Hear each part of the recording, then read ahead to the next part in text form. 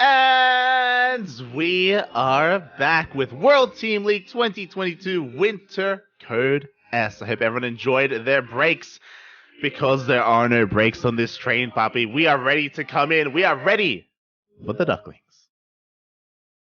They've all got the crossed arms. I feel like I have to do it as well. I don't know if you're doing it. I have the wrong screen up. Oh my god, yeah, the crossed arms, that's the classic player profile. Oreo, he's on that, but mate, one step above. Look at PattyMac posing. Oh yeah, let's go. he's undressing me, Papi. Oh my god. But of course, yes, it is going to be KaiZi Gaming going up against the CranKy Ducklings. We've had a little bit of a harder time with it, but of course, all the games have been amazing. They've been a lot of fun. And here we have the ace players question mark. It's not Reynor? Yeah, it's time. Time's a god. Let's go. It is time, Bobby. It is time for Penan to come out. Apparently, the ace player here for KaiZi. Meanwhile, Vindicta as well going to be representing the Ducklings. Unfortunately, they will not be facing each other. We have some other matchups instead. Yeah, that's right. So we've got a few interesting matchups coming in here. We do see Time going up against Dolan, so we'll have to see what Dolan can kind of get away with, what cheeky builds he's got up his sleeve for that TVT. Time has shown himself to be one of the best Terrans in the world currently, really been a step above, especially in recent times, and we do see that offense and micro getting the nod from the SE boys. Oh, exactly. Meanwhile, when it comes to Dolan, the strategy, I respect that strategy is number 8 there. Has it been going up? I don't know. I'm going to have to double check. It would be pretty cool if they did have some live updates on some of these hexagons over the course of the series, over the course of the group stage is what I meant to say.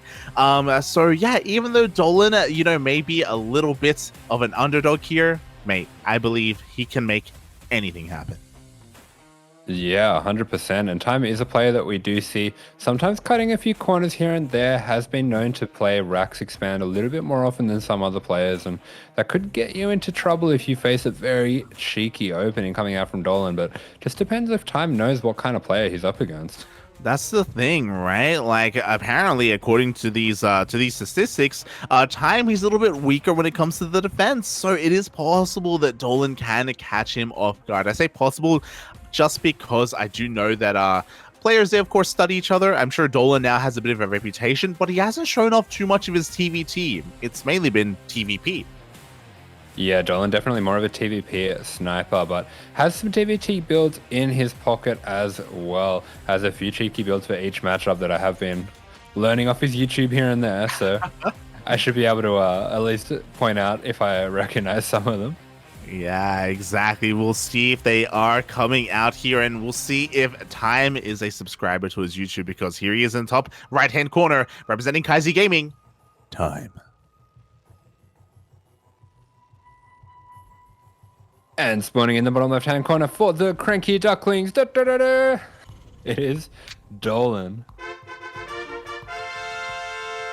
Yes, the brain, the head of Voltron is here. Ooh! Interesting. Did you see that? Did I see what? It said observed today by Lucky Day and by Raining. Oh. So they tag teamed. Yeah, they're double. Let's leave that one. I know exactly where they're going there. Don't do it. They're just they're just working together like good friends should. They are working together like a team should. That's all I'll say. Oh my god, Dolan, he's even got his jersey on today. Wow. Yeah, let's go. Gonna give him superpowers. Yes, exactly. He has that jersey bonus. Unfortunately, Time, he doesn't just not have the jersey, but Pikachu in the background has seen some better days. What's that? What's going on? He was knocked out. He's depressed Pikachu. He's flat on his back, Papi. Oh my god. He's not going to be charging up and going Super Saiyan anytime soon. as he is known to do. And when it comes to the openings here in the TVT, so far nothing too crazy here. Both players going for their double gas openers. Yeah, so far no one has really revealed their hand. Yeah, both players playing very standard. A little bit unexpected to see Dolan going for a very, very standard opener so far, not going for a gas burst or anything like that. So just going to be possibly playing a little bit against his image here as well. Yeah, like I kind of like this. Okay, so just to be transparent, game number 1 is going to be on the Korean server. So Dolan is going to be playing with quite a bit of a ping disadvantage, especially from being the east coast of the United States. So I would imagine that he wants to save, you know, a more micro-intensive build for a little bit later. And here he doesn't want to show his hand, as it is, of course, the best of 2. Yeah, here we go. We already have a little bit of a divergence in the two players. Time going to be going for that Reaper Reactor, going into a higher count of Reapers and Hellions. Dolan, meanwhile, skipping the Hellions altogether, going straight for that Tech Lab. He's going to be going for a Cyclone first after these 2 Reapers. Oh, exactly. So much more defensive play coming out from Dolan, as it seems as if he's going to be going up against more of a Chinese build here from Time, or a coffee build even. So we'll see if he's going to be able to hold up against it, because again, Time being from this region, I'm sure he is quite used to being in these situations, quite used to pushing through and forcing damage with his Reapers and Hellions. Yeah, that's right. So normally you see this going up to 5 Reapers and 3 Hellions. There is, of course, the option to cut that just a little bit early, go from more standard 3 Reaper to Hellion, and it looks like that is what he's going to be doing here. Yes, exactly. Not going to be anywhere near as aggressive as he otherwise could have been. He's going to be moving out across the map, and we'll see what he can get done here. The Cyclone is finished up, and oh my god, if he's not too careful, he may lose it. Yeah, going to be taking a fair bit of damage here. Does manage to dock those SCVs back into the CC, keep them safe. Does keep the Cyclone safe as well. Doesn't have a high enough Reaper count to really threaten that too much. And some nice micro coming out from Dolan is going to be keeping that safe. Oh, exactly. Is going to be able to keep that safe in the end. The Cyclone does survive beautifully. Oh, and Time is forced to back off here and try to find damage elsewhere. Maybe he can sneak into that main base. Yeah, does have those 3 Reapers set up there, so Dolan just positioning his units carefully to account for that. Really nicely done, actually, with the positioning, and that Hallion's just going to be a disco driving. Yeah, you know, he's a little bit anxious about the game itself. I would be too if I was playing against Dolan, so I don't blame the Hellion driver at all. He's just doing his burnouts, just waiting for a mate. yeah, just waiting to drift his way into this game. Meanwhile, back across the map again, nothing too crazy happening either. Our players are both going for the Ravens. If I'm not mistaken, I don't think anyone was crazy enough to go for something like a Banshee first or anything of that nature. Nothing too crazy. Yeah, that's right. As we do see Dolan just setting up defensively, we'll have a slight tank lead due to the way that he's opening, but Time is going to put a bit of pressure on now. I did notice that he was making a few extra Marines, opting for the higher Marine count over an earlier third, so it does look like he's going to be setting up for some aggression on the front here. Yeah, exactly. Both players are still taking their third bases behind this, but there's a lot of potential for Time to break on through. He does have his Raven waiting for that disable, but Dolan does shoot first. He is aware of the positioning of that army. Yeah, that Hellion. He had some good times, he had some bad times, and now he's dead. Now his time is over, but Time is not over. He is still here, just, staged outside of the bases of Dolan. Won't find a way in yet. He could always with this Raven, of course, as he's waiting for a couple of reinforcements as they are moving out across the map. But again, he's not all in by any means. He is still, of course, transitioning back at home. You see that second Raven droning up, so it's going to be a very standard build coming out from him. Meanwhile, getting that stim, getting that third base on the way, so everything just very slightly ahead of the progression of Dolan. Oh, yeah, just slightly ahead indeed. And because of this, it's also going to be that much harder for Dolan to actually take his third base as well. It's going to be a bit of a mission to push down this ramp and actually gain control of that low ground. We even see a scan into the main base. Time a little bit paranoid as to what Dolan is up to. Gets eyes on the third TC. Can he delay it? No, he will not. Oh, even the Marines move in position. Yeah, now Sudan just going to be taking down 2 of those Reapers. Does take away a little bit of the threat of that backstab. Meanwhile, Time does look like he's gearing up to look for a setup over towards this 3rd base. And just going to get into a much more annoying position here. Oh, exactly. And one tank is going to be going down. Unfortunately, Dolan just wasn't looking at the time. A couple of Viking shots are going to go off on that Raven, but thankfully the Raven is pulled back. It does survive. Yeah, and Time going to be moving over to this low ground now. Going to start to siege up, see if he can get some pot shops on that 3rd, but the 3rd has already been moved. Yeah, it's already been repositioned. Depot is under threat, but just the depot. Dolan is going to be looking to try and break this, though. Again, he still has, or I'm not too sure. I believe, yes, he does have that Viking lead, and will be able to force this back. Yeah, very slight Viking lead. Will be starting to put some damage on the opposing Vikings and Ravens. Does just break off that lock-on on the Cyclone there, but Time, he's really well in position here. He's going to be taking a lot of losses for Dolan. But the Raven goes down on quite high energy too. Yeah, both Ravens do get picked off. Ooh, nice target firing there by Time. Going to be able to reciprocate that damage and take out a Raven of Dolan as well. Oh, there's going to be a lot of damage going down on this CC. Dolan going for the pause, maybe getting a little bit of lag here, but yeah, we already see the supply pretty heavily in the favor of Time, and Dolan floating quite a lot in all the hectic multitask going down here. Yeah, I hope there wasn't any kind of hotkey issue that may have come into play there. If there was, like, they're not going to allow like a not a regain, but like a resume from replay or anything like that. Like, he's gonna have to deal with that situation as is. Yeah, hopefully there isn't too much latency either, as again, Dolan is playing not on his home server. Yeah, exactly. And there might have been some lag spikes there. I do know that especially floating that much, that can be something that can happen when you're lagging a lot, just because you don't really trust the micro. You have to kind of hang around, check that everything's being done properly. But it looks like, yeah, okay, just an issue with his rapid fire. Yeah. God, so a slight rapid fire issue there. Hopefully everything has been resolved as the game will continue here. The Vikings pushing on forward. Ooh, Dolan already taking taking a couple of shots here to that Viking. At least he does keep the 3rd base alive, but behind this, Time is landing his own 3rd. Yeah, that's right. He's getting the 3rd down. Looks like Dolan maybe just going to look to take the other 3rd over at the linear base. I do like this adjustment. That Raven is going to be going down, and the Viking lead is getting pretty nasty. A tank going down as well. This is not what you want here as Dolan.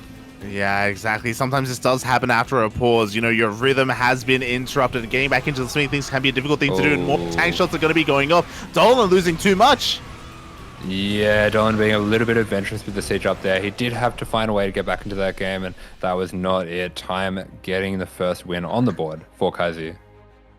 I like how we're getting a better look at that Pikachu as well. Just, I love it. Relatable. Yeah. Relatable content. Hashtag relatable. The poor D-Gen Pikachu. But yeah, GG there to Time. Again, especially after a pause, if there is some kind of issue going on, it is really difficult to kind of recover, especially mentally from that, and just kind of pick up where you left off. As we saw, just a couple too many mistakes there from Dolan. Things escalated very quickly. Yeah, for sure. But props to Time as well. Very, very clean game coming out from him. Definitely a clean game indeed. And now we're going to be getting into game number 2, and of course it is going to be Dolan's map pick, his map choice. What is he going to go for is kind of the big question here. It's got to be Stargazers, right? Yeah, gotta be Stargazers. I have to think that whichever map that he does choose, he'll have a build in mind for it. Possibly one that he prepared ahead of time. It's so hard not to do. But yeah, definitely something that he might have been thinking about throughout the week. Getting something special to try to catch Time off guard. Yeah, definitely. Like, again, Dolan, he puts a lot of thought into a best of series. He puts a lot of thought into his builds as well, and into his maps. So yeah, he will have a home server advantage as well coming into game number 2. A lot of things are going to be going his way. Kind of the best case scenario for him to bring this back. Can he pull it off though?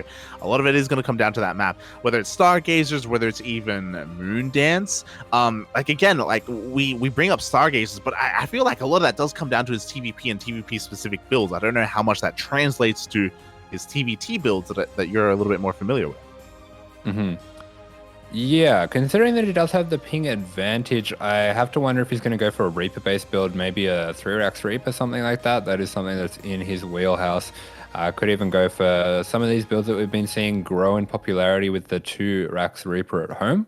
I know that Time is quite adept with his own 2 Rax Reaper builds, and that's a way that you can hard counter that, is to do your own 2 Rax from home. Yeah. I wonder if Dolan was studying his opponent specifically here, as we are going to be getting that map of choice. And it's inside and out. I just noticed, I don't know why I noticed this, but Tropical Sacrifice is capitalized and Inside and Out isn't. Nothing's capitalized. Yeah, it's like, what do you call it? Minimalist. Yeah, it's like... yeah. Low maps to chill / Yeah, it's low key. / Yeah. It's low key. You know what it is? It's a sleeper Terran map. This is the TVT light. True. So it makes sense then. It makes sense for a Terran to go for inside and out, and oh boy, yeah. We'll see what Dolan has in store for us here. I mean, inside and out, it is one of the maps with a shorter rush distance, if I'm not mistaken, as well. So I guess it does kind of lend towards a more aggressive style that we may be seeing from Dolan. Yeah, if we do see some kind of Reaper build, if we do see some kind of tank push with Vikings, that will just make it hit that little bit harder. So I have to think that Dolan has something specifically prepared for the map. Exactly. Okay, Asher. In this scenario, you are Dolan. All right? Okay, you are Dolan. You're up against Time. Time is running out. What do you do? What do you do? I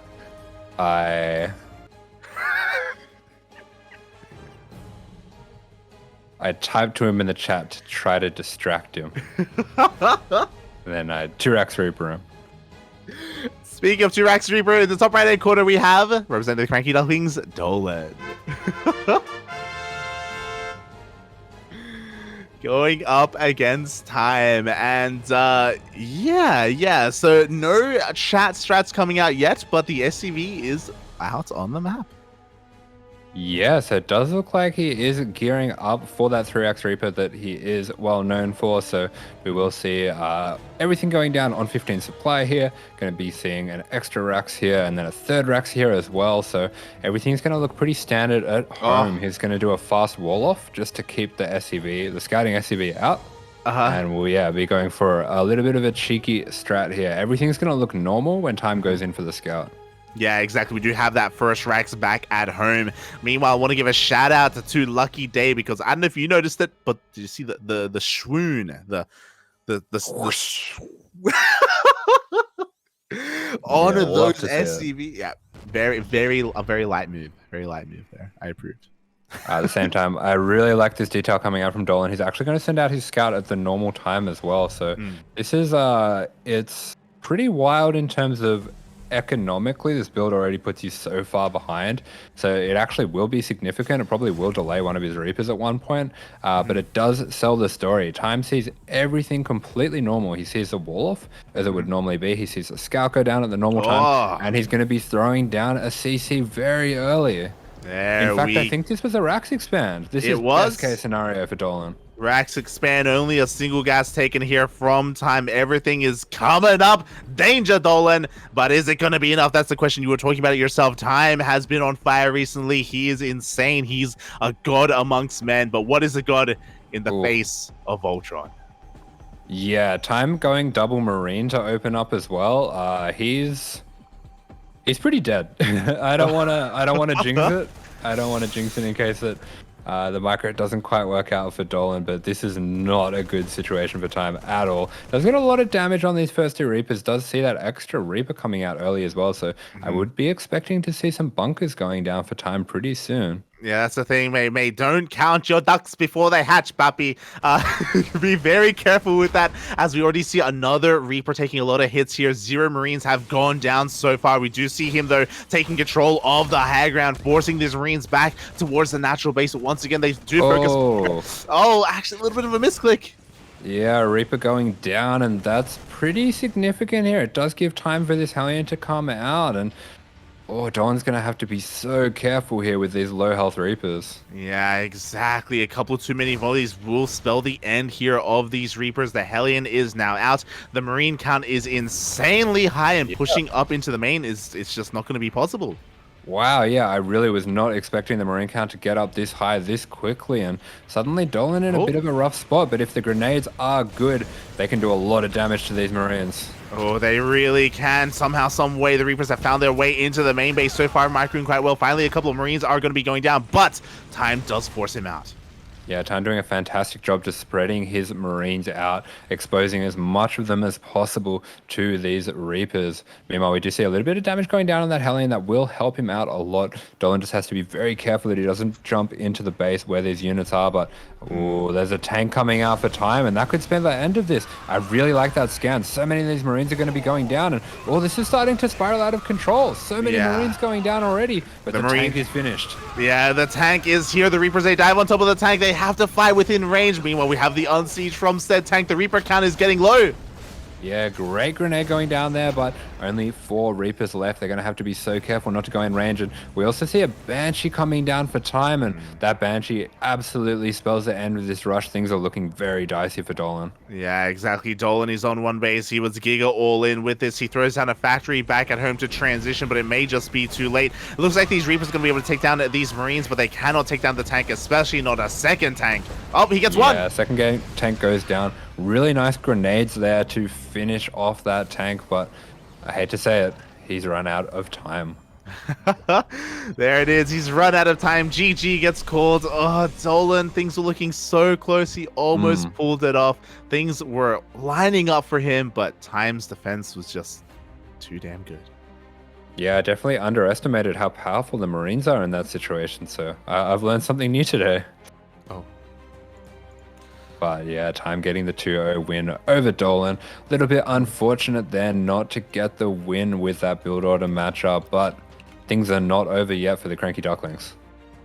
Yeah, things are not over yet. We are going to be getting ready for our second series of the night. Yeah, we do have... Quickly, go on. We do have PattyMac lining up against Reynor. My question to you, Light. Oh? Is Reynor going to play Protoss? That's a good question. I am unfamiliar with the rulings in a World Team League. Do they allow off racing? Do they allow race switching in a best of 2 series? That is the question. That is the question indeed. But not going to sugarcoat it, Reynor. He's one of the best Zergs in the world. PattyMac has a tough task ahead of him. But what is he going to be able to do with his cheeky builds? Is Reynor aware of the double Phoenix and what they can do?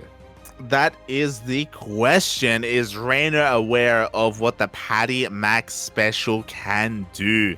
Is he aware of who he is? Is he aware of the drama? Will he be a part of the drama? Could he get him involved with the drama? Maybe distract him a little bit. Start some drama. Oh my god, maybe. He'd be like, I heard when you're at the Korea house, they said that you didn't clean your dishes up behind you. Is that true? Can you confirm? Can I get an exclusive scoop? Oh my god, can I get a witness on the stand? Scarlet is calling in. It's gonna be like, what's going on? I can't macro anymore. I'm so distracted. And PattyMac dives in with the Phoenix, picks up all the queens. Takes them all out. Yeah, I mean, I can't wait. I can't wait for the drama to unfold. As we are getting ready for our second series. Just to let everyone know, game number 1 will be on the United States. Game number 2 will be on Europe. So instead, we're going to have a little bit of a role reversal here. PattyMac will have the home ground advantage to start with. Ooh, and I believe, if I'm not mistaken, map number 1 is going to be Moondance. Oh. We're dancing in the moonlight on PattyMac's favorite map. It is PattyMac's favorite map. It's the club, but he's kind of found himself here in an opponent that might Might go to the club with him. Oh, okay. True. So PattyMac, he's known to be a little bit of a party boy, to be a little bit one who has to come to the club, but so is Reynor. Yeah, and here we go. Whoa. Oh. 10 in offense and 10 in macro. Doesn't get the S, but that is some crazy stats coming out there for Reynor. Meanwhile, for PattyMac, we see very well-rounded here. Does have the nod in the offense strategy and micro, so can he give him the D? Can he give him the D? That is the question. Reynor coming in as an A-tier player does make plenty of sense. Don't get us wrong. He's amazing at what he does. But so is this man. Look at it. He's looking right at me. Yeah. I mean, Reynor doesn't quite have the pose. He doesn't. Doesn't have it down. He doesn't have the pose. He's got the crossed arms. The generic crossed arms. And yeah, I don't know how that holds up, man. It doesn't hold up. Yeah, has the cap on as well. PattyMac electing to remove the cap for that extra intensity. Yeah, but he could be whipping out that cap once we get in game. He has been known to do so. He has been known to double smoge at times. Very advanced technique. Yeah, the Sigma smoge, if you will. That's great. The snapback and the hood all the way. Unrivaled, Papi, unrivaled. Some call it the M&M. The I want to see AML.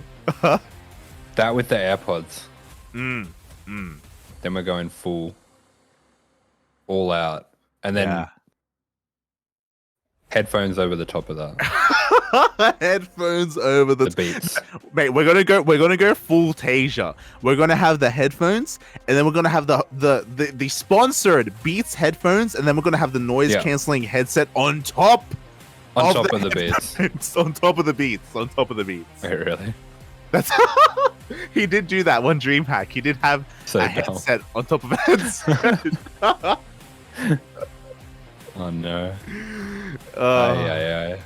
It was a sight to behold. It was it may have crushed his head a little bit, but he did win. He was a champion. I'm gonna look it up. I want to see if I can find it.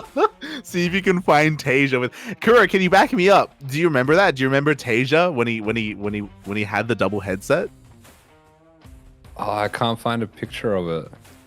Oh my god! I found a tweet about it. I found a tweet of the Muslim talking about it. Yeah, it was like the Hyper X. I found it. Oh, do you find it? Yeah. Give link, so Kura can see it too. I got it. We'll share it in the chat.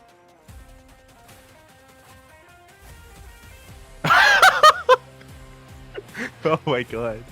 Incredible scenes. Beautiful, Papi, beautiful. Here you go. It's in the chat. That is, of course, Tasia, and he played the entire tournament just like that. He had I said it was the sponsored headset and then the noise canceling headset. No, that is the noise canceling headset, then the sponsored headset on top. Incredible. As we do have spawning in the top left-hand corner here of Moondance, KaiZi Gaming's Reynor. Oh, and in the bottom right-hand corner of Moon Dance, we have representing the CranKy Ducklings, the PattyMac. The tip of Voltron. The tip of Voltron. Sometimes you only need the tip. And is the tip covered? That is the question. How far have we smudged? Oh! Oh, Reynor's the one smudging. Look at the confidence. PattyMac with the white hoodie. Oh, the bright light. And there's a reason for it, because Reynor's going for a pull first. Yeah, these evil Zergs in the dark with their hoods up. Yeah, Reynor, he is ready to smudge, or he is ready to cause the smudging right now. Meanwhile, PattyMac did go for a probe scout. He is going to at least force the unnatural natural, but thankfully he is slipping into the main base. He is going to confirm that it was a pull first.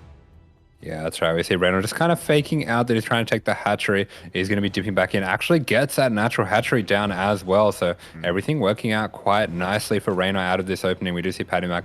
He's just going to be sending that probe back into the main, trying to get a count on the gas, try to get some idea of what is going to be coming his way. No gas at all just yet. So might just be a few lings coming out to harass the wall into more of a standard macro build. Yeah, so this is a pretty interesting opener. So Reynor went for a pool hatch gas. This is just a straight up safety pool first opener. With these 6 lings, you shut down, you know, a cannon rush, you shut down a proxy, you can go across the map and you can wreak a little bit of havoc. But PattyMac is chronoing out his first zealot. The wall should be a wall. These 6 lings should not deal too much damage in an ideal scenario.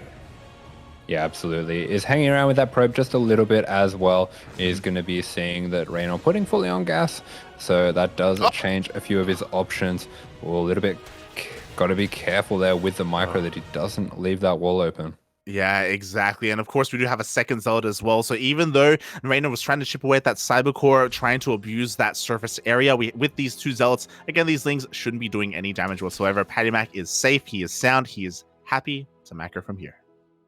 Yeah, that's right. I'm just going to keep these lings out here, make sure that PattyMac can't go for any move out like this. So he's just kind of going to check that he doesn't leave anything behind, that he has to leave something behind. And as that adept is popping, PattyMac just going to send these zealots straight across the map. Yeah, exactly. Oh, PattyMac has to be a little bit careful not to be forced away by that one ling. Reynor being a little bit cheeky, trying to cause the AI to buy him a little bit more time. Meanwhile, the Adept is now out as well. That one ling is going to be looking to try and slip in for a scout. PattyMac should be aware that that ling is headed over towards the natural base, but the wall is a wall. Yeah, that's right. We do see that trademark 3 gates going down for PattyMac as well. So playing his very standard for him build, going for the 3 gates, going to be going into the Twilight Council after this, most likely. Oh, and the real question is Reynor one to study his opponents? That's what you were kind of alluding to earlier. Is he aware of the PattyMac special? Does he feel like he even needs to prepare as an A-tier player? Because if he doesn't, mate, that's how Scarlet lost. That's how PattyMac was able to cause that upset in DreamHack. Yeah, exactly. Meanwhile, you see Zealot's getting a little bit of damage on the hatchery here. Some nice micro coming out from PattyMac as well. He's going to be maximizing the damage on those. We'll get that Zealot out of there as well, but doesn't get the cancel on the hatch. Yeah, very beautiful trades there with those zealots, making the most out of them. Of course, he was forced to make the zealots earlier, and at least he has been able to make them pay for themselves. Meanwhile, PattyMac, he's going for his Twilight Council, as you were saying, kind of what we expect to see. Reynor is not skipping his Roach Horn. He's not going for an Evo Chamber for +1 melee. He's going for Roaches. Now, I have to see if I have learned the way of the PattyMac. So, Okay. I believe with the opening, these Adepts go in, they shade into the mineral line, and then they get recalled. And behind this, PattyMac, because it's a small map, he doesn't get the 3rd, he gets the double Stargate first. Yes, yes. I would hope that that happens. There we go. There is that recall. There is that surround that we were predicting here. Ooh, one Adept is going to get picked off. Not a bad trade. The Zelda's going to swipe away at that hatchery. Glaives has begun, and now we wait and see if PattyMac takes the 3rd base or if he goes for a 2 base all in. Yeah, and there we go. The double Stargate going down as predicted. I'm ready to play Zerg against PattyMac. Are you ready to play? Do you know how to respond against this? That is the question. Well, really, we just have to make sure that Reynor doesn't drone up too much. His worker count is lower than that of PattyMac, but that is okay. He needs to focus on Roaches right now to make sure that the Adepts don't get out of control. Yeah, kind of interesting coming out from Reynor here. It does look like he's gearing up for a fully committed Adept all-in. I have to wonder if this is the kind of reaction that PattyMac is hoping for here. Yes and no. The thing is, he has to be very careful because if he loses these Adepts, then Reynor's going to counterattack, and he has quite a large Roach army. And what is there to defend? There aren't really too many Stalkers. There's no Immortals because there's no Robo. It's only pure Adepts. So because of that, PattyMac is going to be a little bit vulnerable, but that is the purpose of this Dark Shrine as everything gets scouted. Yeah, really nice timing on the scout by Reynor. I really like that he went for this Overlord speed quite early as well. Just wants to make sure that he prioritizes as the stronger player, getting all the scouting that he can, doesn't get caught off guard by anything. Yeah, exactly. And now that he's been scouted, PattyMac is not going all in. By the way, he's going for his 3rd base as the pocket. Not the strongest 3rd, but a 3rd nonetheless. So he can transition from here. He can macro. Meanwhile, he's moving out with his Adepts. Again, he has to be very careful not to lose these. He has to be very careful to trade as efficiently as possible or be as careful as he can. Yeah, exactly. Just going to be putting a little bit of damage on here, but Reynor well in position with those units. He's going to be sending those roaches back to try to deal with the Shade, but the Shade is completed. He will be jumping on top of the Lings. A lot of these Lings going down, so pretty good trades coming out from PattyMac, but he's going to start to lose some of those Adepts now. Yeah, he's going to force a little bit of loss of time. He does get one drone for his troubles, does shade over towards the third base. Instead is bouncing between the bases. The roaches are not here. Nothing is here. So again, nice damage. Not bad at all. Back at home, that Phoenix count is getting higher and higher. Yeah, he's actually going to be chasing these drones down, so denying a lot of mining time there and starting to skirmish with the Queens as well as the Phoenixes head in, and they will be able to get a little bit of damage taking out one more drone as well. Yeah, one more drone goes down. Unfortunately, the Phoenixes haven't been able to do too much else, as we do have a Spore in between the bases. The Queens do rotate over as well, and they're going to be able to force these back, but at least the Phoenixes have not gone down. Meanwhile, Reynor, I actually really like this as a Zerg choice. He is going for a Hydra Den, so going for Roach Hydra as his composition of choice. Yeah, Hydra Den goes down, +1 missiles as well. Meanwhile, for PattyMac, he's going to be getting Forge, extra gateways, getting that Blink and a 4th base behind this as well. Recognizes that the defense of Reynor is very solid here. Doesn't really want to go into an all-in position. Yeah, meanwhile, the boys are being pulled. A lot of drones are going to be going down. You never want to see workers fighting Glaive Adepts, and 13 drones fall. Yeah, very nice damage coming out. Reynor and PattyMac, unfortunately, not watching these Phoenix, and 3 of those going down to the Queens. That's a bit of a disaster there. Yeah, exactly. He did some great counter. He recognized as well. I think he recognized how much damage he dealt, but also throwing away that lead as 3 pieces fell. Yeah, it's really nasty. So now, it does realize that he's really in a tough position now. Has to try to drag the units of Reynor out of position to get those DTs to come in there, but there's just not that much supply on the field for PattyMac. Yeah, there really isn't. I mean, we have a transition to Blink Stalkers on the way for PattyMac, but he needs more time, and unfortunately, he has no way to buy time. Usually, it's threatening with those Shades, with those Glaive Adepts, or also your Phoenixes. But now that Phoenix count has gone down to 3, he can't really do much at all to stop Reynor from moving out or even keeping him at home.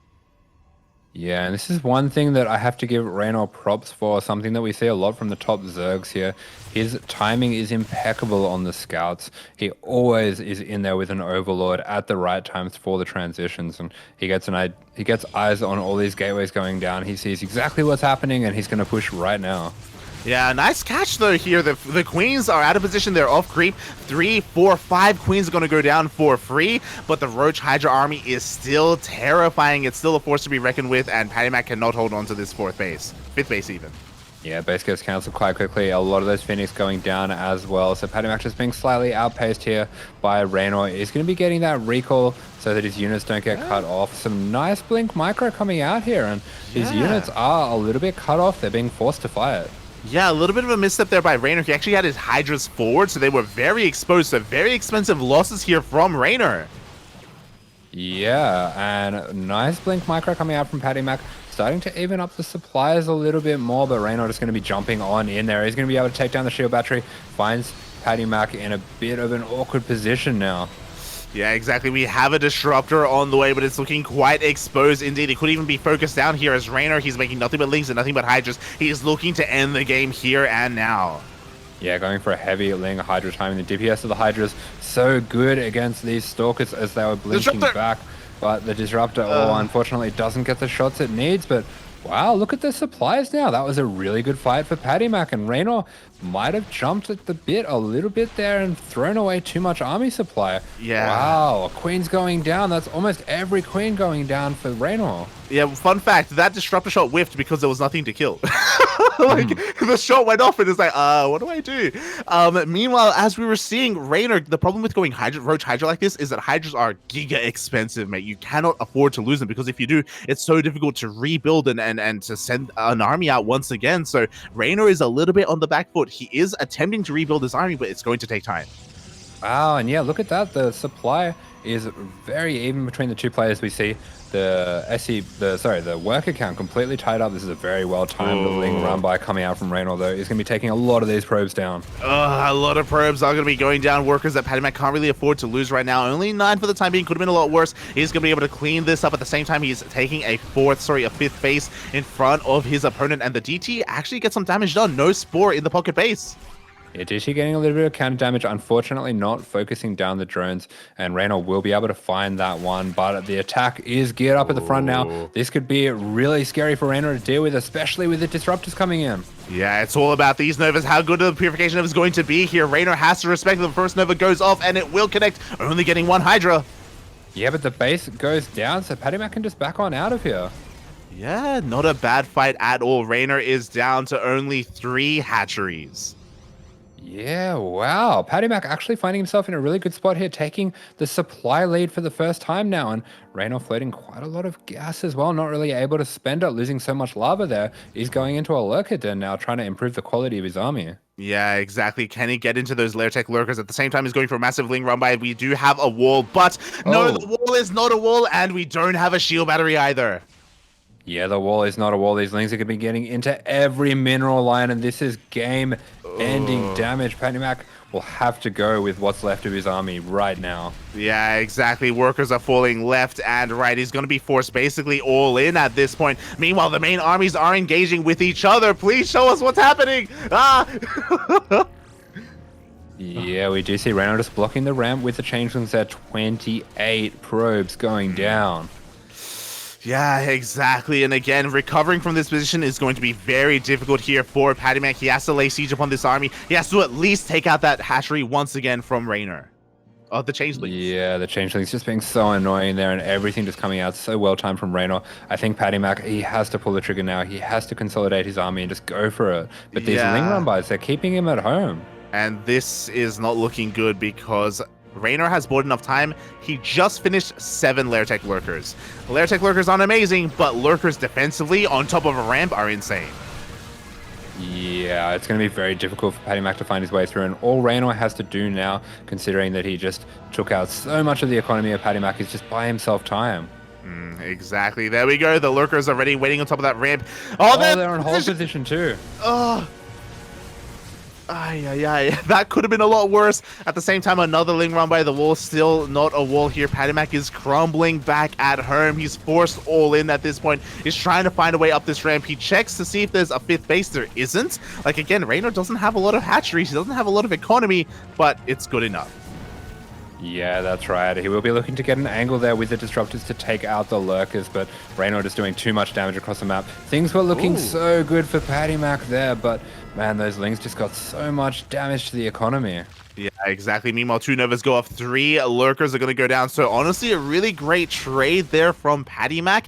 And he's going to be rotating around, and he's looking to try and make sure that Reynor is contained to these 4 hatcheries. So technically, if the Ling run by stop, PattyMac can take the rest of the map. Yeah, can take down another Nexus, but we do see he is doubled. There are double the drones as there are probes. Nice Nova, they're going to be taking out 1 more of those lurkers, but he's going to have to be doing a lot more than that to get back into this game. Yeah, exactly. We see a little bit of a Zealot Rumba here, but no, there is an army ready to meet him, so the Zealot Rumba is going to go down. At the same time, a massive Ling counterattack being set up here at the 4th base of PattyMac.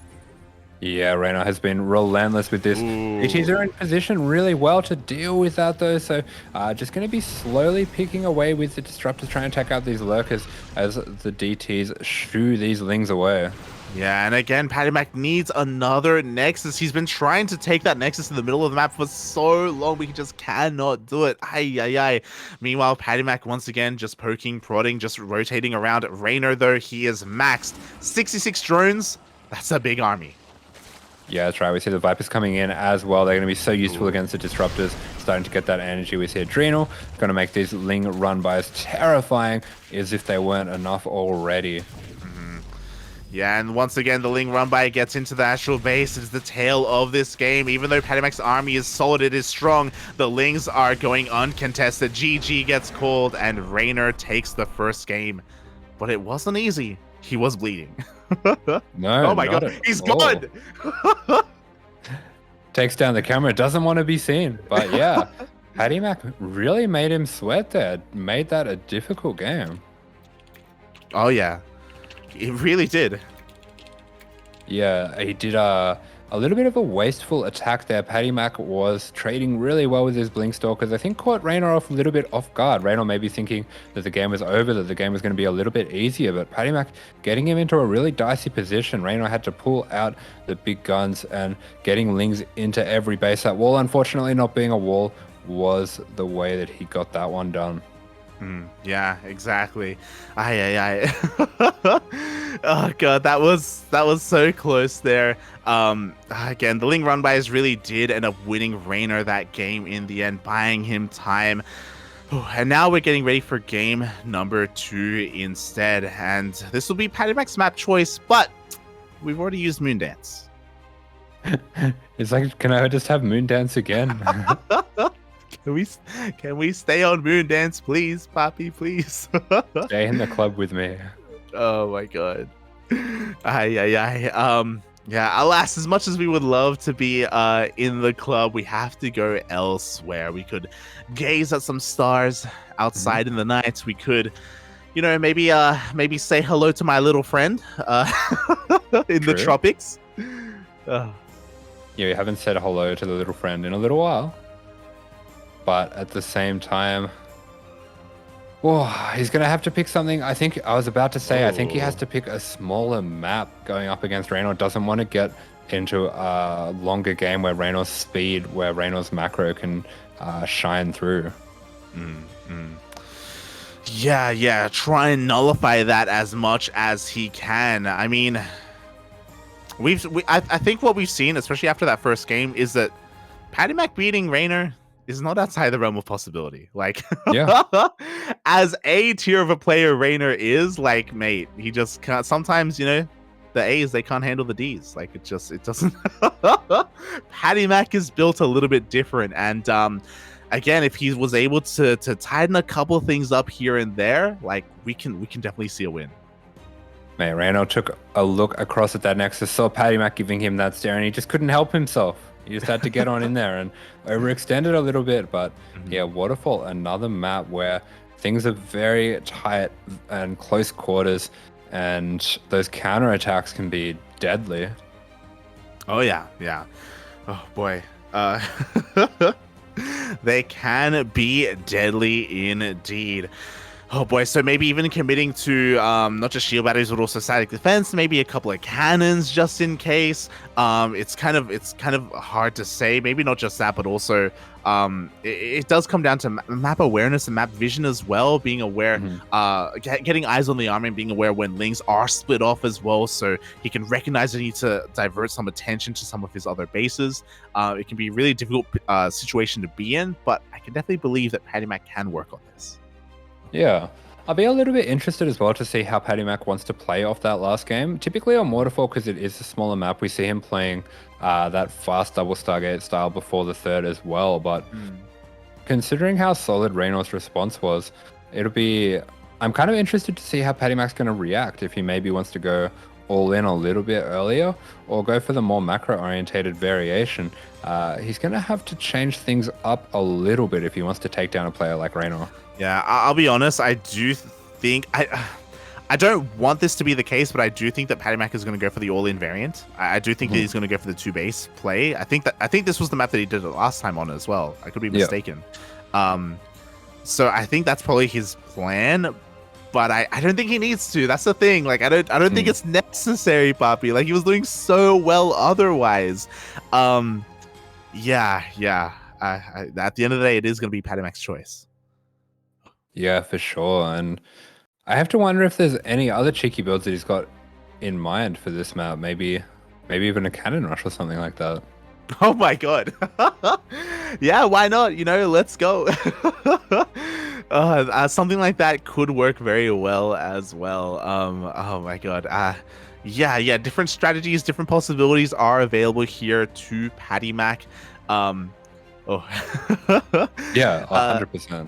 Yeah. Bearing in mind though that Waterfall will be on the European server though, so we are going to be seeing a little bit of an advantage from Reynor. He will have a bit of an easier time as he's in Europe again, right? Yeah, I think he's been staying with Roddy for a little while, but here he is in the top right-hand corner of the map in the blue for KaiZi. This is Reynor. And spawning in the bottom right-hand corner of Waterfall, we have representing the CranKy Ducklings, PattyMac.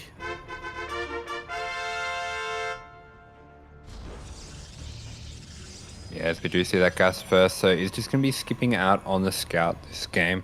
So trying to find some extra, little cheeky way to get a few extra minerals there. So the gateway goes down, should be sending that back, and it'll be... I'm just waiting to see if Reynor goes for a pull first once again, but actually going for a hatch first this time, so kind of winning the build order strategy.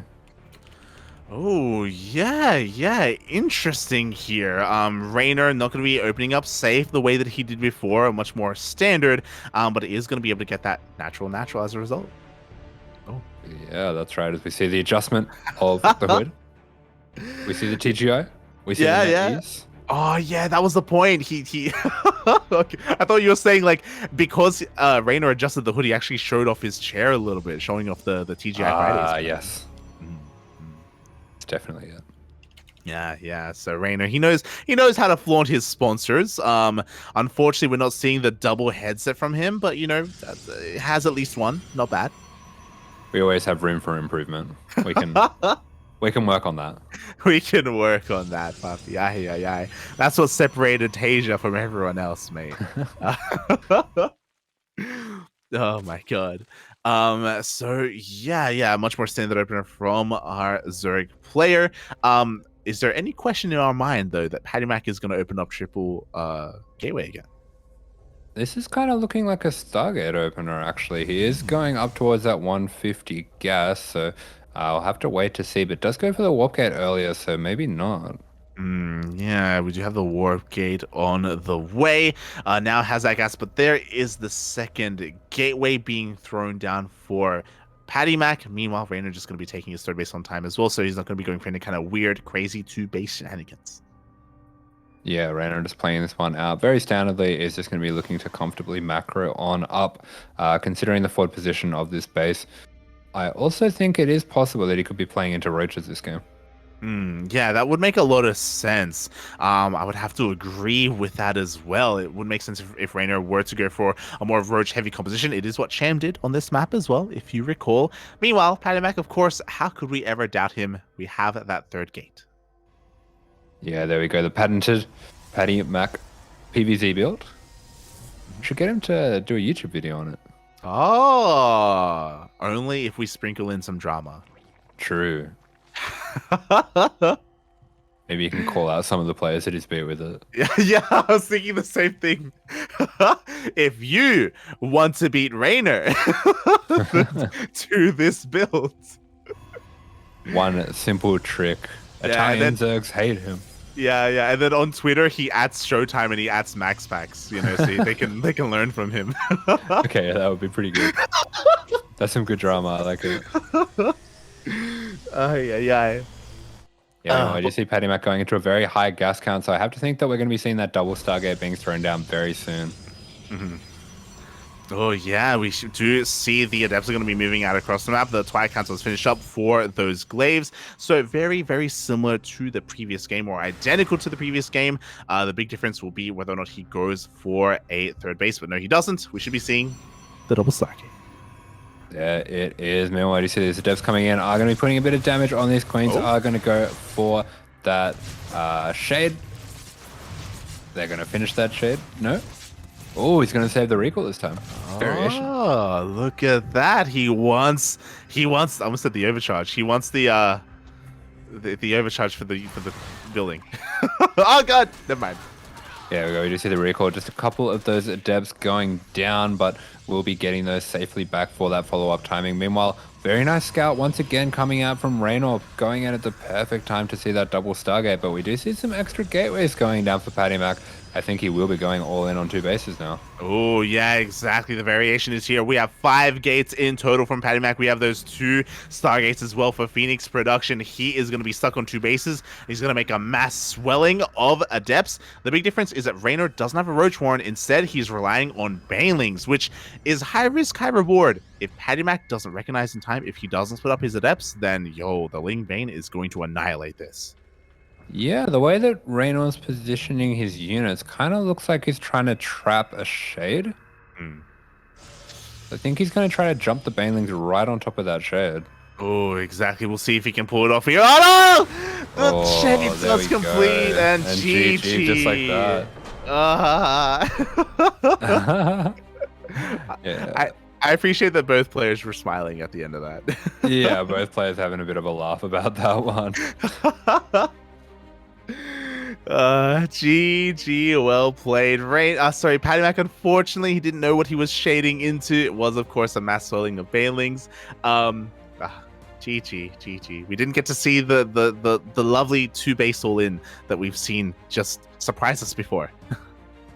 Yeah, we did have a game before on Waterfall where he did go for that same build where things were looking really dicey for him, but the Phoenix count just kept on going up and up and up, and suddenly just found a way to make it happen. But yeah, Reynor's got some tricks. If you do anything predictable against him, he is going to be able to set up traps for you, and very effectively done there. Very beautifully done by Reynor.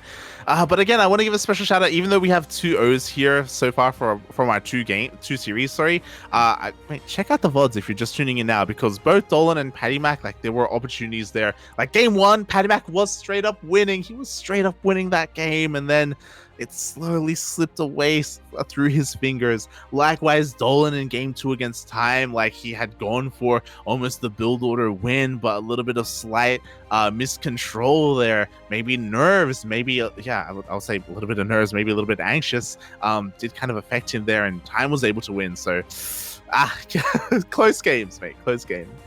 Yeah, 100%. I have to say, PattyMac in that first game actually looked very close to taking things down for Reynor, and that's a huge difference between the players that he was going to bridge there. That could have been a really big upset. So PattyMac definitely doing a good job to, despite not getting the win, I still think I can say that he punched up a little bit there. Yeah, 100%, mate. I even saw some people in the chat as well giving PattyMac some love after game number 1. I hope that he is, again, proving himself to not just us, but also to the people watching as well. I do know that, of course, Wardy is also casting in English. And yeah, I hope that they're able to see the light in a way. See the light. Yeah, for sure. I think he made a good showing, but here we do have our final set gearing up. It is going to be Spirit versus Vindicta, and Vindicta, the star player for the CranKy Ducklings, the one that had that breakout performance that won him the pin, getting us qualified. I do want to say mostly taking the weight. PattyMac and Dolan as well, star players in their own rights. PattyMac getting that qualifying game for us, but Vindicta doing a lot of the heavy lifting, getting us into this team league. Oh, yeah, exactly. Like, Vindicta has done a lot for the CranKy Ducklings here in the World Team League, to the point where he even has his own pin. The WTL admins were gracious enough to kind of celebrate his victories in the qualifiers and in Code A a little bit. So it's really cool that they gave us a little bit of love and gave Vindicta some love there. But that love is for a reason. It's because he's damn good at StarCraft, and he's here to prove that. He's here to prove himself in a TVT against Spirit. Yeah, we really appreciate the admins recognizing his achievements there. But yeah, going up against Spirit, and I do have a little bit of insight. I was talking to him a little bit about this matchup earlier today, and he might be breaking out a bit of mech. Oh no.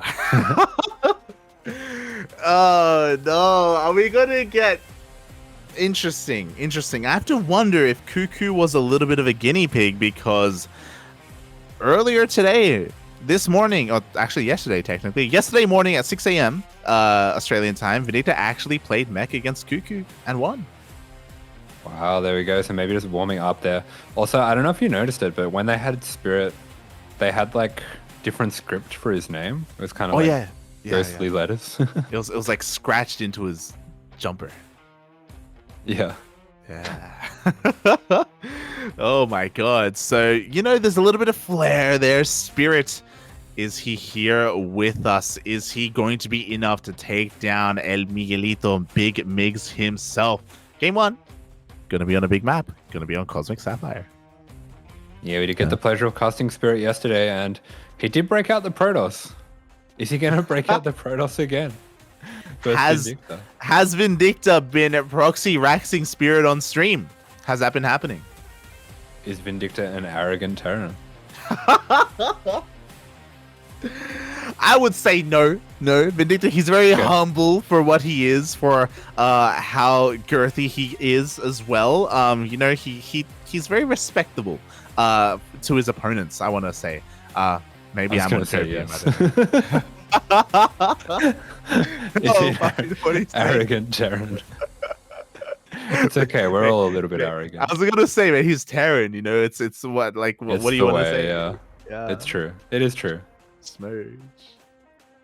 Aye, but we do see the two players matching up evenly, according to SC Boy, in the offense, strategy, and macro. Spirit a little bit stronger in the defense and mindset. I do have to agree with that, but in the micro, I'm not sure. That's the thing, right? Vindicta, he is known for his aggression. He's known for his micro. He's known for his multi-prong attacks, his drop play. But I don't know if that's going to happen, as we are here on Cosmic Sapphire in the bottom right. KaiZi Gaming, Spirit. And spawning in the bottom left-hand, in the top left-hand corner of the map, in the red, it is the CranKy Ducklings, Vindicta. The biggest of Migs. The Migs himself. Oh boy. So what I was getting at is that, you know, he's known for his multi-prong aggression, he's known for his dropping, he's known to be out of control. But if you're telling me that he's going to play mech, we're not going to really see that. Well, yes and no. He does have a more active style of mech. He does like to mix in some Cyclones and Widow Mines, so does have a few tricks here and there that I think a lot of the other mech players haven't quite caught onto yet. So does have some stylistic things that he likes to add in there. Does also sometimes like to add in ghosts to help with the Ravens. So he's got a few of his own little strategic touches. Oh, definitely. As Vindicta is a little bit paranoid, he's going to be checking for a proxy just in case at the triangular third before he goes across the map. Meanwhile, Spirit, have we? I know in the photo he's got a body, but does he have one? Because he is slipping out of existence as we speak. He's just smudging down into his chair. he's just getting closer and closer to the floor. It's crazy. Sometimes when you play Terran, you just gotta lie down and contemplate life. Yeah, you just have to like assume the position, you know? Like we know the position. The position is we sink in and we become one with the chair. We just let go. Oh god. Yeah, spirits, they leave the bodies, mate, and that is how TGI Friday gamer chairs are made. I see. There you go. Meanwhile, we do see the first divergence in the builds. Vindicta going to be going for that extra Reaper as Spirit goes for the quick reactor. So could be a little bit of aggression coming out from Spirit here. Oh, yeah, and we'll see what comes out of that reactor Rax in the end. As both players did open up, of course, with their double gas openers, going for their CCs as we speak. And there we go. The Reaper production has commenced. Mix is going for the Beyond build. Oh, is he gonna walk his Marines across the map without his medevacs? No, that's the Zerg one. This one is gonna make 2 Cyclones. And he's gonna make 1 Banshee. Yeah. With the Cloakless Banshee. Yeah. Of course. Yeah. First off, we're gonna see the dive with the first 2 Reapers. Spirit is in position here. Is going to dodge out the grenades. Is doing really well with the focus fire as well. Going to be taking out one of those Reapers. That's a nice catch for him there. Exactly. Going to be chipping away at that Reaper count overall. Meanwhile, Vindicta, as you were calling out, we do have the Tech Lab on the way. We have the Starport as well, I imagine, for that switch. And with the map control here from Spirit, he's going to be moving out across the map and hopefully getting a bit of a scout of that main. Yeah, here comes the Banshees, here comes the Cyclone as well. Spirit just going to be committing to the 3 Reapers and the 2 Hellions. Looks like he's going to pair up the attack with the Hellions going into the natural, the Reapers going into the main. It's going to be a really nice way to split up the units of Vindicta, seeing as he doesn't have quite as many. But Vindicta, he's completely on top of this, anticipates it even. He's evacuated his natural already. Yeah, splitting up his army quite well. He does shut down 2 of those Reapers in the main base. He will lose 1 SCV at the natural, but only 1. And at the same time, with his Reaper across the map, he's able to get a full scout of the main base and even, get 2 SCVs. Yeah, this is one of these huge strengths for Vindicta. It's his multitask, it's his raw speed. Manages to get the harass done across the map while defending. So very nicely done. But at the same time, we do see both players fairly even all around. Yeah, and the real question is, can Spirit recognize, or can he, in the back of his mind, be aware of the potential of a Banshee sneaking out across the map? The production itself didn't look too anywhere near different to his own. Of course, he would have anticipated a Raven coming out, so that is why this Banshee is that much more of a surprise. Yeah, Vintage just going to move out with these Cyclones as well, get a little bit of map vision. Has the Hellion out there as well, so with all this map control, does have the potential to go for his third on location. Oh, that he does. We'll see if he goes for it. Meanwhile, with this control of the Xel'Naga, he will get eyes on the main army of Spirit as he moves out. Vindicta a little bit slow to respond, though, and these Cyclones are going to get trapped. Yeah, they are going to get trapped, but importantly takes out one of the Cyclones, and seeing those two Cyclones on the map, that is going to be his signal to go with this Banshee. Oh, exactly. The Banshee is making a beeline for that mineral line. How much damage can he get? One SCV already going down. At the same time, Spirit's Reapers are getting into the main base, or one Reaper even, getting into the main of Vindicta. Yeah, Cyclone just looking for that depot on the edge, trying to get whatever damage it can. The Marines and the Raven Tower are just going to shoo away this Banshee, but there is still more potential for damage. He can just dive that into the natural, try to get as many SCVs as he can before the Cyclone comes back. Yeah, exactly. 4 SCVs have already gone down. He's going to get 5. He's going to get 6. Can he get 7? Up, gets a Marine. Yeah, nice target fire. He's just going to be able to tuck this back into the corner, but it looks like the Cyclone is going to be there in time to clean that up. Oh, yeah, the Cyclone is going to be able to finally shut that down, but a Cloakless Banshee for 6 SCVs is well worth it in the end, as looking at the minimap, I believe the Banshee did end up getting focused. Yeah, not bad at all. And meanwhile, as advertised, 2 more factories going down. Vindicta is, in fact, going to be playing mech. Nice scan coming out from Spirit, very well timed. He's going to be seeing that, so he will be able to prepare accordingly. Yeah, and we'll see what his response is going to be upon seeing mech. Earlier today, Cuckoo actually threw down additional starports, and he went for a massive Viking Liberator, which was a really interesting decision there, going for his own variation of kind of Sky Terran. But Spirit, he starts up his stim. He's going to be going for that bio tank response instead. Ooh, trying to get what he can here, but takes a couple of tank shots to the face. Yeah, Spirit already getting those extra Raxes, so there's a few options for him there. Typically, you will be able to go a little bit greedier on the CCs. You can go into a very fast 4cc, and you can go for that air transition a little bit earlier if you want as well. The other option is to throw down 8 racks and just go very heavy into the bio. Yeah, we'll see what option he does decide to go for as his main army is moving out. He has his 2 Ravens. He has a decent amount of energy as well. He was forced to throw down an auto turret earlier, but he has enough for these disables as he moves on forward. Yeah, but really nice spotter Marine coming out from Vindicta is going to be able to find himself in position. We just see that scan going down as the Marine is stepping forward. Cyclone going to be able to take that one out, but looks like Spirit doesn't quite have the supply that he needs unless he can get a nice position there, but Vindicta's been very good with tracking the army. Yeah, exactly. But Spirit, he rotates over towards the north. Spirit does now get eyes on it with that spotter Marine. But with the disable, very nice on siege there, is able to keep that tank alive.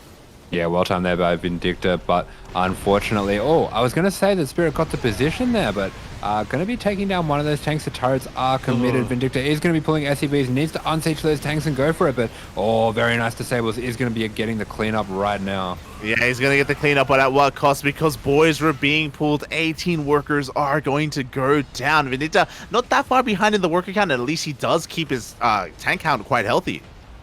Yeah, and he's going to be able to pop forward with this nice lock-ons with the Cyclones. He's going to be able to take down one of those tanks, but Vindicta got plenty more coming where that came from. Meanwhile, Spirit, really nice move here. He's going to be attacking the main with the Viking lead. Yeah, exactly. The Vikings are going in for a little bit of drop harass. There we go. They do unsiege, or they do lower in the main base. And can Vindicta respond to this? It looks like he can with his own Vikings. Yeah, these Vikings, they are actually trapped now. Yeah, there is no way in, no way out. They do try to escape here, but of course Vindicta can't catch up. Oh my god, the Ravens! Yeah, the Ravens unfortunately going to be going down, but that's all the Vikings going down, which means that Vindicta has a really significant lead in the Vikings. Is going to be able to find his way ahead in the game that way. Oh, yeah, exactly. But Spirit has been able to keep his own Raven alive as well. Looks like he's dipping back in for a little bit of auto turret harass. He's going to try and contain his opponent here on his bases, but Vindicta actually starts Liberator production as he does have those Vikings. Yeah, this is a really good way to take advantage of a little bit of a lead in the Viking count. Oh, yeah, exactly. And this can change everything. At the same time, he goes for a little bit of a Hellion run by. Fourth base is going to be delayed. Reinforcements are going to stop these Hellions from getting too out of control. But again, delaying this fourth is damage enough. Yeah, that's right. Meanwhile, we see a lot of upgrades going down on the side of Spirit. Just going to be trying to take advantage of the extra mobility of the bio. But yeah, Vindicta starting out the extra Vikings, getting those extra Liberators as well. Will have the potential to go for an early tank push if he likes that. Oh, yeah, he definitely could, and we'll see if he does go for that. Meanwhile, Spirit, he's throwing down 2 more starports behind this to catch up when it comes to that air. I keep wanting to say air toss. Air Terran. Oh, we got that Viking count, that air superiority. Meanwhile, the Hellions, they go in once again. It looks like they can get on top of that tank, and they can once again delay the fourth. Yeah, just another delay going down on that fourth. We do see the fourth of Vindicta going to be finishing up now. Should be seeing those extra starports going down pretty soon for him as well. Exactly, they should be on the horizon. Meanwhile, Spirit, he's trying to be active with his bio army. So far, he hasn't really been able to go for too many of these drops. The sensor towers and the floating Raxes have been on point here so far for Vindicta. Spirit just trying to find a way and trying to find some damage. Yeah, exactly. Meanwhile, we see Vindicta starting to set up that force, so should be seeing those starports going down around now. Getting some Thors as well, that will help with the air control as he does get into the main there and scouts the production. Yeah, exactly. Looks like the Liberator was set up to harass a little bit. 2 SCVs have gone down. Once again, Hellions get on top of this tank, and the tank can't really do much of anything, but a couple of reinforcements are going to slip in. Can he get the tank? Oh! Ugh. Yeah, the Moras are going to get there in time. The SCVs can repair up that tank as well if they choose to. We do see some Widow Mines going down for Vindicta as well, so we'll be looking to get a little, get some of those out on the map, try to find some cheeky pickoffs that way. Yeah, not just the Widow Mines as we do have Drilling Claws on the way, but we have Thor production as well to help make up for that anti-air just in case Spirit was to commit to a mass kind of Viking Liberator style, which is kind of what's happening as 4 Vikings and 2 Libs are in production. Yeah, that's right, and we do see he's going for that ballistics for Liberators as well, so Spirit will have a Liberator timing coming up that he can hit. Has a few extra CCs going down as well, taking them very greedily on location as he does have the map control, and this is where he can really start to take control of the game. Yeah, exactly. As he double expands as we speak, he's got the gold, he's got the base on the right-hand side as well, just taking everything he can. Vindicta, though, has now maxed, and with a maxed out army, he is soon to push out across the map.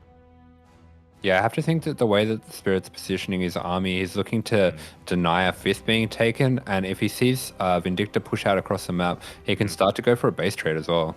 Yeah, he can go for a Doom Drop, or he can just sim up the ramp and go for the 4th base. Spirit has a couple of options here, and as far as I can tell, Vindicta hasn't spotted that army until now. It looks like he has stumbled across it. Yeah, he's going to be seeing just how many Vikings there are, so gets a really good understanding of what the composition is going to be here. In reaction, we see a Thor started up, we see Magfield being started up for the Cyclones as well, so looks like he's not going to be looking to contest in the air with Vikings, but rather from the ground. Yeah, exactly. His Thor count's honestly already pretty healthy. I think he has 3 to 5 Thors already as he's going to start moving out. There we go. He was able to confirm the army towards the northern portion of the map, but he doesn't know if it's still there or if it did back up. Yeah, that's right. As we do see this move out going across the map, he's going to be starting to crawl these tanks forward. Does have the mines as well, but Spirit, he's got this counter attack ready to go, and this could cause a lot of havoc. Scans just to make sure that the army has been committed, and I think this might be his sign to go. Yeah, exactly. Now Vindicta is going to make a choice. Does he turn around or does he commit to the attack? And it looks like he turns around.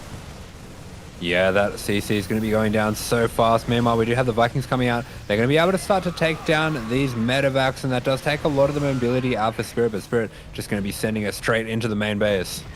Yeah, exactly. This is going to be a one-way trip for this bio army. He takes down the armory, does end up denying those upgrades. And again, this bio army will eventually be cleaned up, but how much more damage is it going to deal?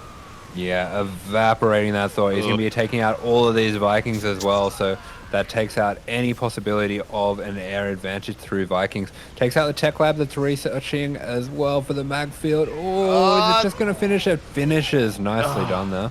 It does barely finish in time, but a lot of add-ons are going to be going down. And again, Vindicta, he wanted to hit a certain timing once he did max. Now that timing is gone. He lost the CC. He lost a lot of workers. He is going to be on the back foot. Oof.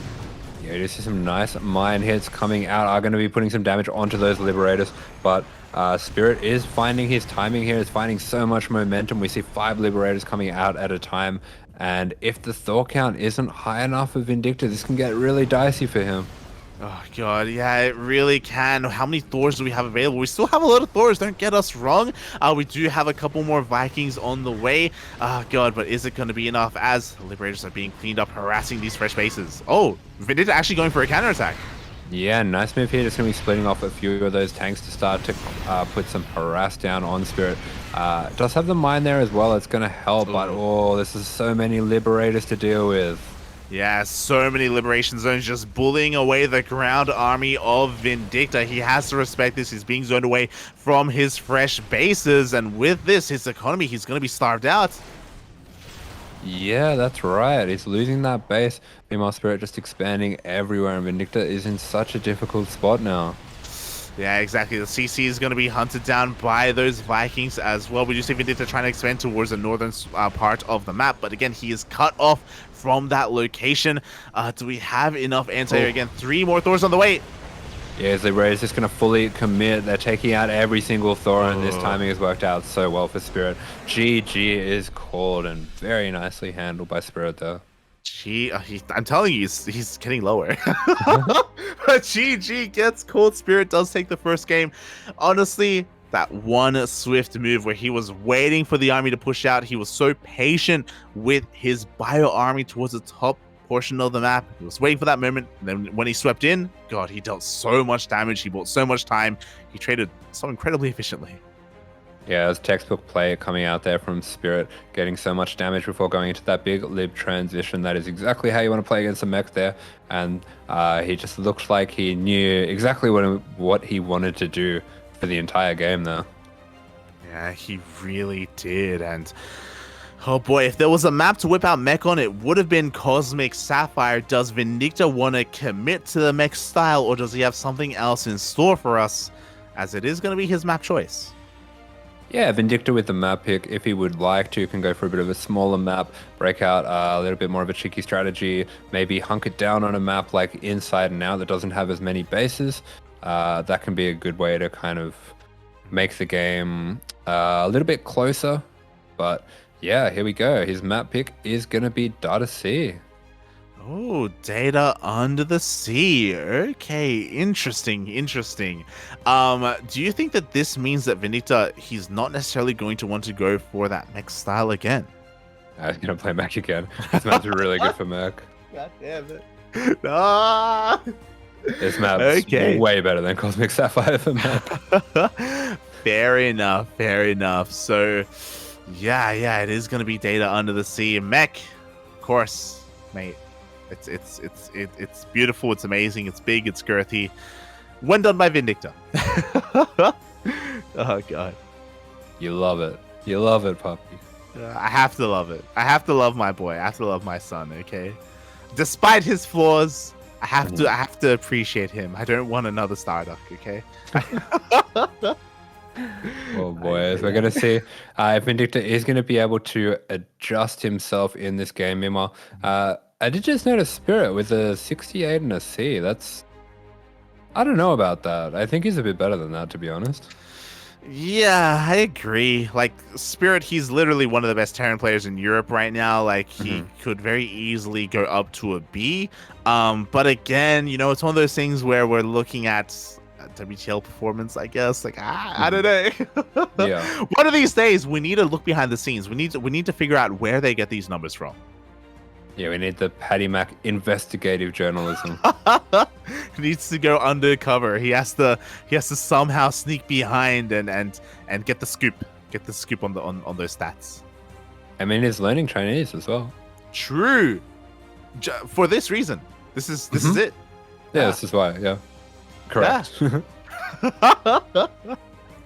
He knows what his calling is, okay? Oh my god. So we'll see how this does go. What I will say is that game number 1 was on the European server. So, of course, a little bit of a ping advantage from the side of Spirit. But now we move on to the land of the Americas.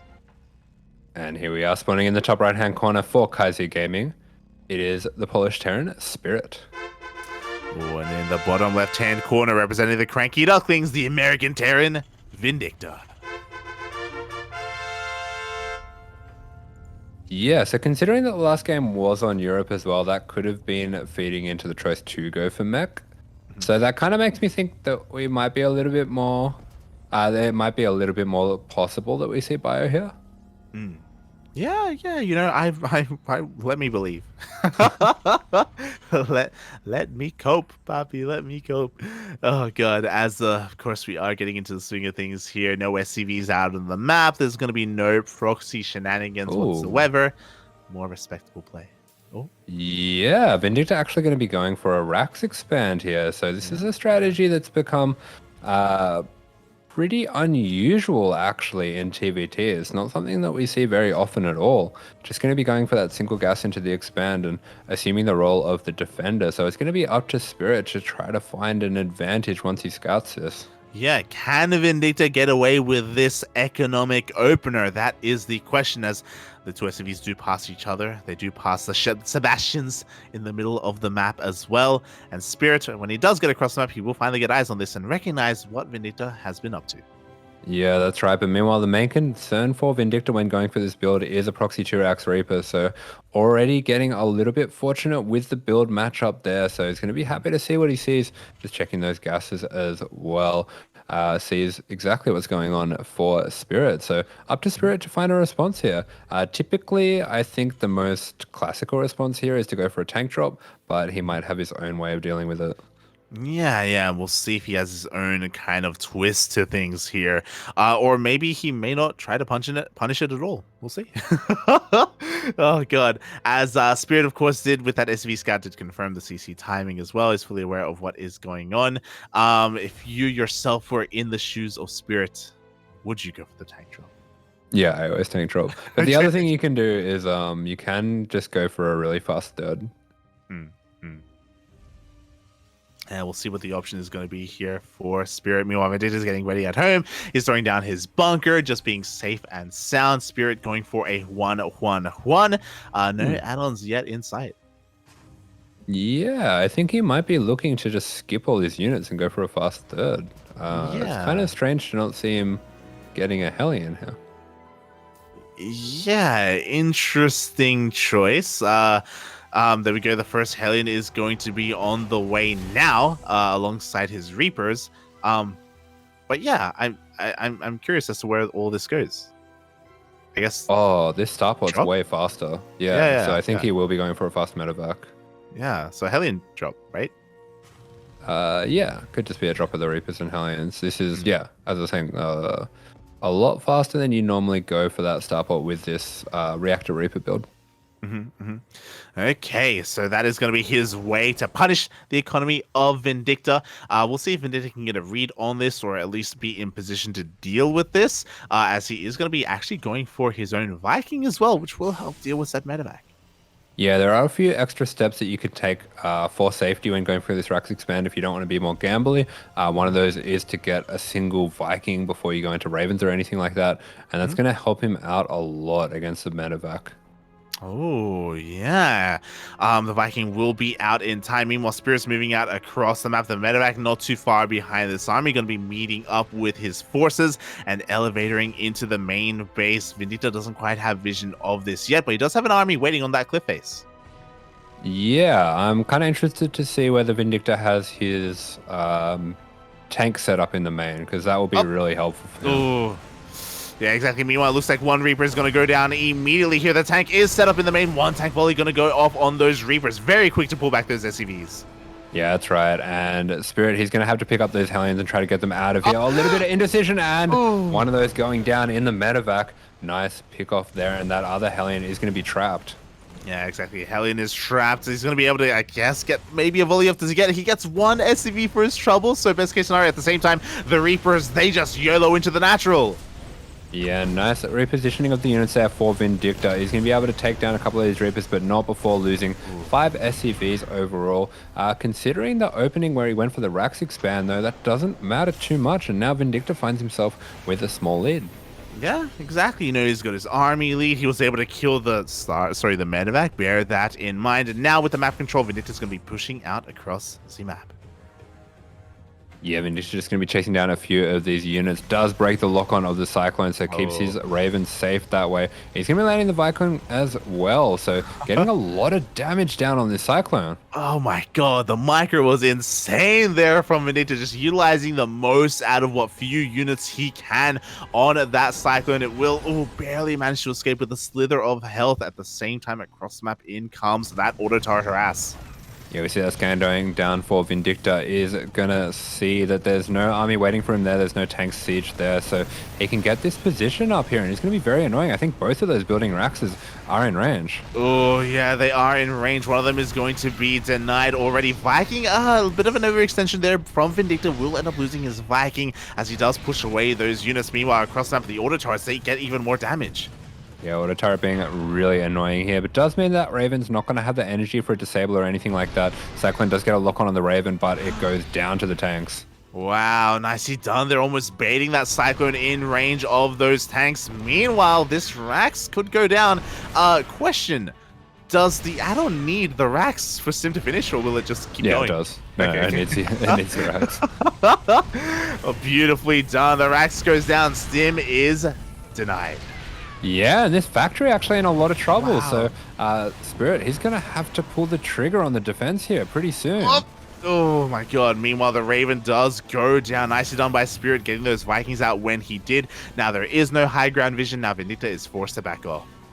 Yeah, so Spirit saving the factory there. Vindicta's supply dipping down a little bit as well. So we can see that Raven harass really did actually do a lot of work for Spirit there. It really did. A Spirit has that 10-worker lead, but at least Vindicta is able to land his third base. It is now in orbital. He can mule it to his heart's content, so he can catch back up. That's right, and we see bio upgrades coming down. So it is in fact going to be bio versus bio. Whoa! Oh my god, we are seeing that bio instead of that mech. So again, maybe it was ping related, or at least map related in that previous game. Now that we are, of course, with the home ground advantage for Vindicta, is feeling a little bit more confident to be more mobile, to be more active. Yeah, and we see Vindicta putting out all of his map vision. Spirit does have a pretty sizable SCV advantage here, so it's going to be pretty hard for Vindicta to overcome, but at the same time has a nice defensive setup here, can maybe go for a bit of a cheeky early fourth if he wants to find his way back into the game that way. Oh boy, exactly. We'll see if he does go for that earlier fourth base. We'll see how he approaches this, as for the time being, the upgrades are finishing up. There we go, double drop head towards the bottom right-hand corner of the map. Meanwhile, Spotter Marine is going to see the army of Spirit moving out. Yeah, Spotter Marine well placed there. Vindicta's still going to commit to this drop here, so he's going to have to be very careful. Might even have to give up his third altogether here, and it does look like that's exactly what he's going to do. Yeah, exactly. Forced to lift up the SCVs, have to get the hell out of here. A lot of Vikings dishing out a lot of volleys onto that CC. Yeah, one of the Ravens going down on full energy there, so nice pick off there for Vindicta. He's going to be jumping into the main here, but this is a nice position. The Spirit is going to be able to set up here, and he's already ready for this drop as well. Yeah, the reinforcements were back at home. Spirit did recognize, hold on, why are you giving up your third base so freely? Where are your units? They must be coming across map. But at the same time, Vindicta is able to at least deny this third base. Yeah, he's going to be able to take down the Raven as well. The Vikings coming back are going to be taking out the medevac. Good job by Vindicta not to pick up into that medevac before it goes down, and does buy himself a little bit of time, but he has had this third denied for quite a while now. Oh, he really has. He has to land this as soon as possible. Meanwhile, we don't have any air control whatsoever here for Spirit across the map. Finally, the Vikings are going to be able to come back home, or join the fray, but Vindicta has that Viking lead. Yeah, nice confidence coming out from Vindicta, so he will be starting to build Liberators here to help push back the army. Good multitask as well, getting that medevac into the natural. Is going to be denying a lot of mining right now.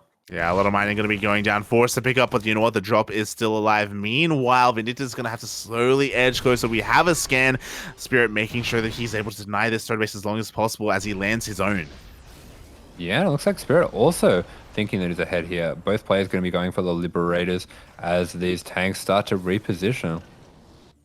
Exactly. Meanwhile, the drop is still active, gets in towards the main base. Again, more SCVs are being targeted here. So, again, once again, Vindicta just getting the most out of what few units he can just to catch back up in this game. Yeah, and more importantly, making a distraction at the front and taking out those tanks with the Liberator. So that's a nice catch for him. Very nice catch indeed. Wait, did he get all those tanks? Oh yeah, God. I think he might have, yeah. Oh my god. if that is the case, that is actually pretty huge. Meanwhile, finally Vindicta's going to be able to get his third base back up and running. Still no fourth in sight. Oh, as Spirit actually does end up starting 2-2 and those Liberators pass each other. Yeah, both Liberators going to do the same thing. It looks like these two players pretty similar in the way that they approach the matchup, but Spirits there going to arrive a little bit earlier, and in both mineral lines, this can be pretty hard for Vindicta to deal with without losing some army. Yeah. Some SCV, sorry.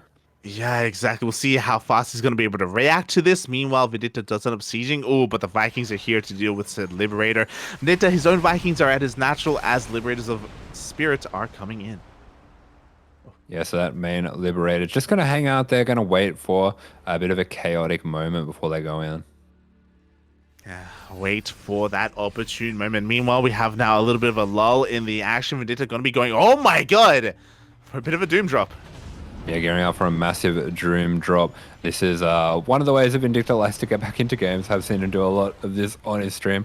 And this is a very good choice as well when you have so much map control. Yeah, exactly. But does he really? Spirit's going to be going for a bit of a scout here. It looks like he will miss the drop at the same time Spirit's main army is pushing through the center of the map. Oh, yeah, good scan coming down there. Good map vision overall for Vindicta. He's going to realize it. I think once again he has to go with that third, but no, he's going to siege there instead. And, oh, this could get very dicey. Things are going to get crazy. Things are about to get wild, Papi. I mean, the difference is that Vindicta can go all the way into the main base and get on top of the production of Spirit. Meanwhile, Spirit's going to have a harder time getting on in as we have that drop. Oh my god, we have the boost, but the Vikings are here. Yeah, the Vikings are in position, taking out one of those medevacs, so one of those tanks not going to get to siege up. Very fast pull on the SCVs, but oh, it looks like Vindicta has found the position here, and that's going to bring the army of Spirit home. And wow, this could actually be the move that gets him back into the game. I thought Spirit was going to commit to the base trade. I thought he was going to try and force his way into the into the third base, but no, as you said, he just turned around, and now the damage is real. Yeah, 30 SCVs going down. Vindicta jumping on the army at the front there. Fantastic multitasking. I think Vindicta is doing it right now. Yeah, the tank count has been reset. Spirit may be able to clean up the army in the main base, but again, Vindicta is going to be trading incredibly well, and his own main army is pushing towards the third. Yeah, even picks up and gets out of there. He's going to be dropping on the third here. Has to be really careful that he doesn't overextend, but if he can take out this CC and then get out of there, it's going to be great for him. Does have the tank advantage as well, so he's going to be pushing further forward here. Can he snipe that tank? He gets the snipe on the tank, and all these Marines are going down for Spirit. Yeah, exactly. The tanks are sniped. The position is good here from Vindicta, cutting Spirit off from his own 4th CC. Vindicta, he smells blood in the water, by the way. He's not stopping. He wants to go for the natural. Yeah, he's getting straight on in there. The tank's taking out all of these SCVs. He has done it. He's going to get a win on the board, and he beats Spirit. Wow. GG. Vindicta, he does it. He puts a point on the board for the CranKy Ducklings. Takes a swig of his monster. As, fun fact, he did wake up at 4 a.m. for this series. What a game. GG. I think I remember him saying actually that he kind of prefers to play that early in the morning because he just kind of flows with it, doesn't really think ahead to the next game. Just has to play the games as they come and can't really think too much beyond that. I can't overthink, I think is the nicer way to put it there. But yeah, GG, well played to Vindicta. Oh my god. Again, there's probably a world out there like where game 1 was so close as well. Just like one swift move from Spirit just kind of turned the tables. But yeah, very well done. Not just from Vindicta, but all the Ducklings today. Yeah, all the Ducklings putting in a good showing against one of the strongest teams in the league. Even getting a map there off Spirits, that's a really good showing for Vindicta in particular. But the other players looking good too. I think PattyMac looking very strong against Reynor. Yeah, I know, like, give some love to PattyMac, because I know he's really frustrated with himself that he lost that game. And he's like, oh my god, how could I throw it away? It's like, mate, it's true, you did, like it did slip away from you, but Reynor is one of the best Zerg players in the world, you know? like put some context into it. It's not like, oh my god, you lost the game. It's you almost won a game against one of the best that Zergs that Europe has to offer. So yeah, I hope he's not feeling too bad about that. And I hope he can see a little bit of a silver lining or the bright side of that game, of that series. Yeah, exactly. And on top of that, Vindicta winning a game in the TVT against one of the best Terrans in Europe. So not bad at all. Yeah. Again, I'm always really proud of our boys. Like, they always do their best. They put on a good showing, and there are definitely like sparks there of even greater potential that they can unleash and unlock. And hopefully we're able to show that in future weeks of World Team League. With that though, Asher, we're done for the night. I can go play COD. No. I'm gonna sleep. GG, everyone. I hope everyone had a great time here tonight. We had some amazing StarCraft, some amazing productions, some amazing casting by my lovely co-caster Asher, of course. Not just a Terran apologist, but a Terran expert amongst the CranKy Ducklings. So thank you, Asher. Thank you so much for ruining your sleep schedule and joining me today.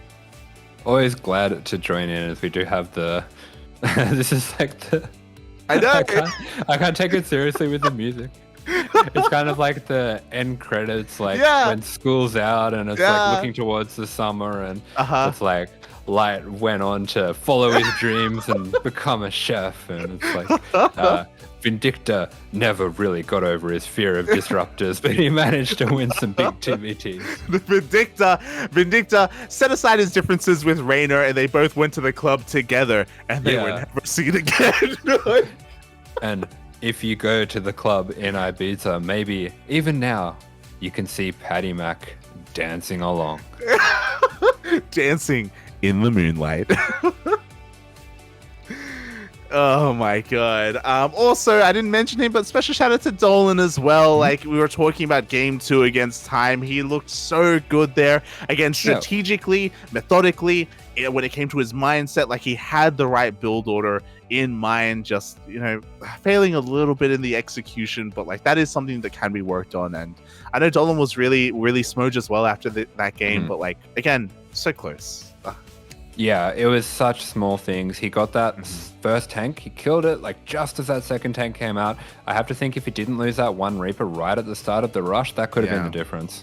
Yeah, exactly. Like, that's the thing at this level of play, the smallest differences make the biggest of changes. And again, with that, our next broadcast is going to be potentially tomorrow. We'll see if we can, you know, again, be full degen with our sleep schedules. World Team League is going to be going for the next 2 days, and we will do our best to provide you English coverage to the best of our abilities. But before that happens, Asher, if people want to tune in to more of yourself and some of your ladder streams, where can they find you? Twitch TV/AsherBro. And where can they go to see ape Zergs that don't have hotkeys, that don't know how to hotkey their queens, that don't know how to find all their hatcheries, that have 5,000 lava lying on the ground? Hey, I beat a 5.5k Zerg. I beat Chappie twice. Just saying. But yes, you can follow me. I'm never going to let him live it down. Poor Chappie. Poor Chappie. It's the butt of every joke in the Australian scene. He doesn't. He's such a nice guy as well. Like, oh my god, I love you. I love you, Chappie. I love you. With that, yes, you can follow me at light_VIP on Twitch and Twitter. I do stream on a daily basis. I will be streaming tomorrow, just a short ladder session before World Team League, doing my best to regain my ladder points and try not to smudge, try not to be too depressed with my ZVT win rate. I'll do my best, Papi. I'll do my best. We'll get there. We'll get there. You need the Dav coaching, the Mighty Kiwi coaching. Oh, the my Mighty God. Dad coaching. Man, did you see today? He was trying to make me 12 full with Proxy Hatch. Like, no. Animal, Poppy, animal. Shout out to Kuro as well. Kuro has been handling the production for today's stream. Not observing, just the production, just making sure that the internet cables are connected. with that, Asher, do you have anything you want to? All right, of course. If you want to tune into our casting, CranKy Ducklings everywhere. CranKy Ducklings, Twitter, Facebook, Instagram, YouTube, Discord. We are all over the place. We are all over the interwebs with our ducklings, and you can support us on Patreon. You can support us on Twitch by subscribing. You can donate if you wish as well. All the money does go back towards our players to support them as best we can. And Asher, do you have anything you want to say before we head off for the night? If at first you can't make it happen, stim and win. Play Terran. Thanks for watching, everyone. We'll see you guys tomorrow. Bye. Ciao, ciao. Bye.